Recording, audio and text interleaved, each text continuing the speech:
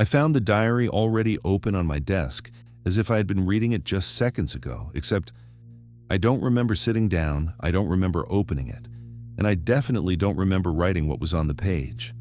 The first line stopped me immediately, not because it was confusing, but because it was too specific, too direct, like it had been written with the exact moment in mind.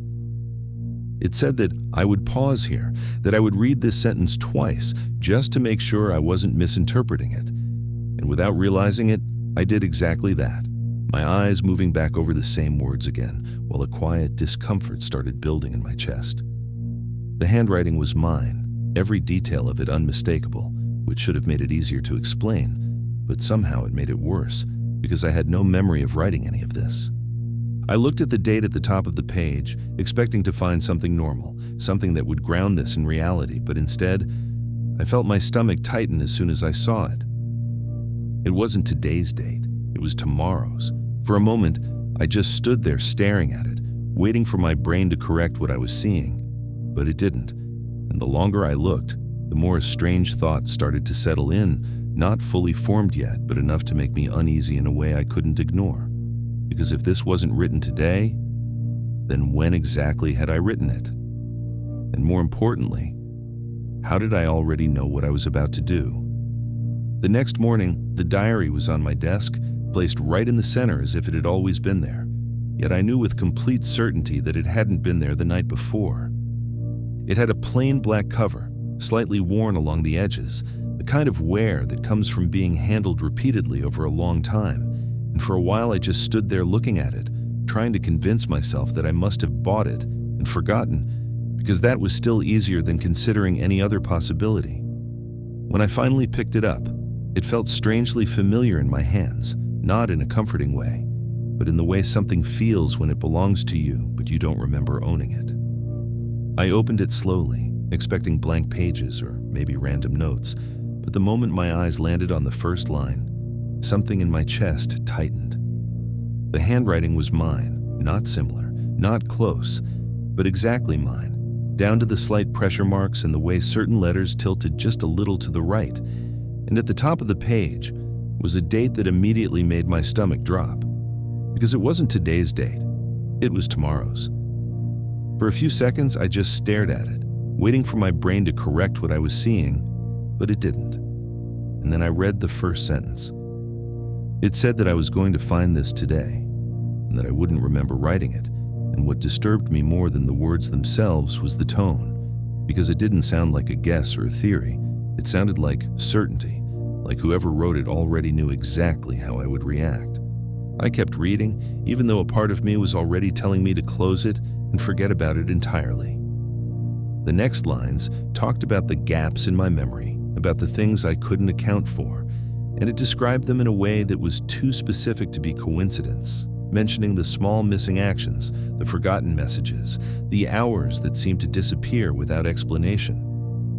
It told me not to panic, which immediately made me feel more uneasy, because it implied that there was something worth panicking about, and then it said something that made me pause completely, that this wasn't the first time I had read these words, that I had seen them before, and simply didn't remember. At that point, I closed the diary and pushed it away from me, because I needed distance from it, even if just for a moment, and I tried to convince myself again that there had to be a rational explanation, that maybe I had written it in some half-asleep state and created this entire situation without realizing it. I sat there for a while, scrolling through my phone, trying to distract myself, and gradually the tension faded just enough for me to almost forget about it. Then my phone slipped out of my hand and hit the floor, the sound sharp and sudden in the quiet room, and I instinctively looked at the clock. It was 4:26. Something about that number made my stomach tighten again, and without thinking, I reached for the diary and flipped it open to the next page, my fingers moving faster now, almost urgently. There, written in the same handwriting, was a line that said that at 4:26 I would drop my phone, and for a moment I just sat there staring at it, feeling that quiet awareness from earlier grow into something heavier, something harder to ignore. That was the point where it stopped feeling like coincidence and started feeling like a pattern, something structured, something intentional. As the evening passed, I found myself thinking about the diary more and more, even when I tried not to. And when I eventually opened it again, the next entry felt different, slower, almost like whoever wrote it had taken more time with it. It said that tonight mattered, that at 1:13 in the morning I would wake up, and that I would hear something outside my door. It told me not to open it, and the way it was written made it clear that this wasn't a suggestion. It was a warning, something that had already gone wrong before. It even said that I wouldn't listen, that I never did, which left a strange weight in my chest, because it suggested that whatever this was, it had already happened more than once. I tried to ignore it, but as the night got quieter, every small sound seemed amplified, and the silence itself started to feel unnatural, like it was waiting for something. I kept checking the time without realizing it, watching the minutes pass slowly, and when it finally reached 1:13, my eyes opened immediately, as if I had been expecting it all along. The room was still, completely silent, and for a few seconds, nothing happened, which almost made me believe that the diary had been wrong. Then I heard it, a soft, dragging sound coming from the hallway, faint at first, but distinct enough that I couldn't mistake it for anything else. My body went completely still, and the words from the diary echoed in my mind, telling me not to open the door, telling me that I would want to. And the more I sat there listening to that sound, the stronger that urge became, not out of curiosity, but something deeper, something closer to recognition. It felt like I already knew what was outside, like this wasn't the first time I was experiencing this moment, and that feeling alone was enough to make me stand up despite everything telling me not to.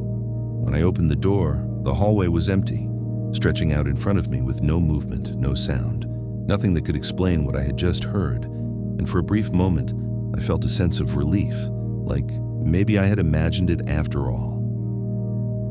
But then I noticed something at the far end of the hallway, a figure standing completely still, facing me, and even from that distance, I could tell that something about it was wrong. Its face wasn't hidden by shadow or darkness.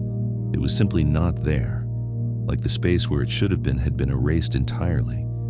And as I stood there staring, it slowly lifted its hand, revealing a black diary identical to the one I was holding. I don't remember going back into my room, but suddenly I was there again, sitting on my bed with the diary open in my hands, my breathing uneven as I turned the page. The next entry confirmed what I already feared, that I had opened the door, that I had done exactly what I was told not to do, and that now it was aware of me again. That word, again, echoed in my mind, because it meant this wasn't new, this wasn't a first encounter, it was something repeating. The following pages explained it in a way that felt impossible, and yet somehow made sense in the worst way, describing this as a loop, something I was trapped in, where each time I reached this point, something would reset, and I would forget everything, except for the version of me that wrote the diary. It said that I was reading messages left behind by myself, a version that had experienced this enough times to understand it, or at least understand parts of it, and that each time I read the diary, I would remember a little more, just enough to realize what was happening, but never enough to fully escape it. As I read further, fragments of memory started to surface, not clearly, but in flashes. The hallway again, the figure closer than before, standing just outside my door, waiting, always waiting.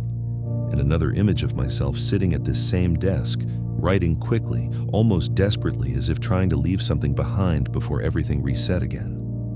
The realization that I had done this before, that I had lived through this multiple times without remembering, created a kind of fear that was different from anything I had felt before, because it wasn't about what might happen. It was about what already had.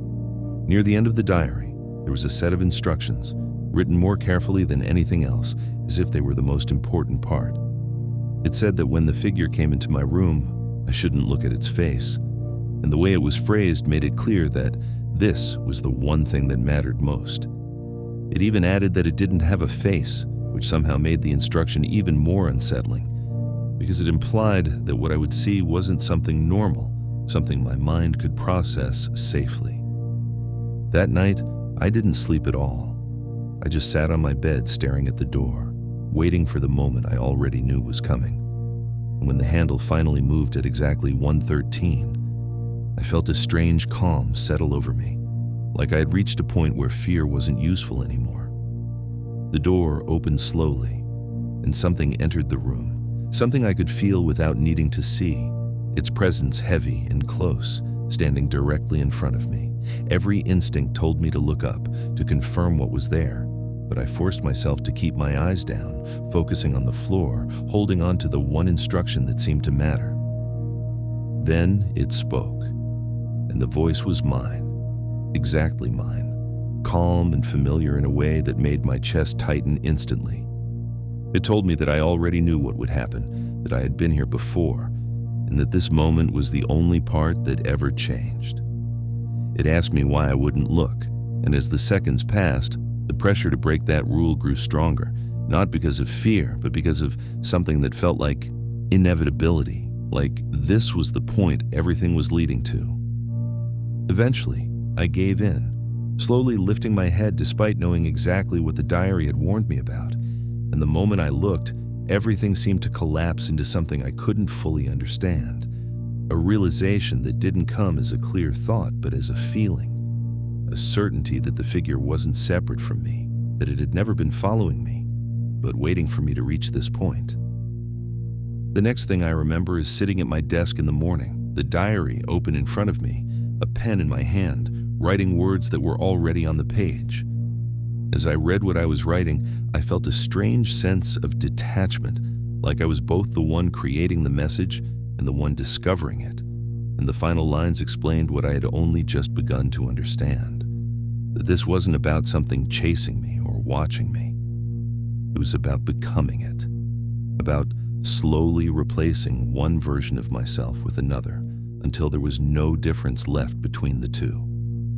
When I finally turned back to the first page, the date had changed again, now set to tomorrow, and as I stared at it, a single thought settled in my mind with quiet certainty, one that felt less like a realization and more like a memory returning. I couldn't tell anymore whether I had just read the diary or just written it, and somehow that was the part that scared me the most.